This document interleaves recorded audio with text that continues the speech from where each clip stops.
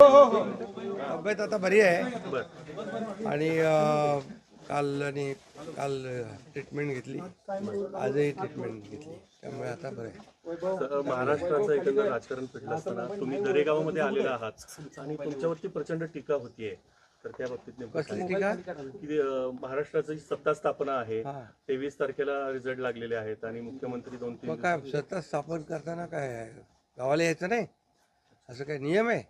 मी नेहमी गावी येतो आणि एवढं सगळं आता निवडणुका झाल्या, एवढे प्रचार झाले, दौरे झाले आणि निवडणूक देखील आम्ही महायुती प्रचंड मताधिक्याने जिंकलो आणि जनतेच्या मनातलं सरकार आता स्थापन होईल.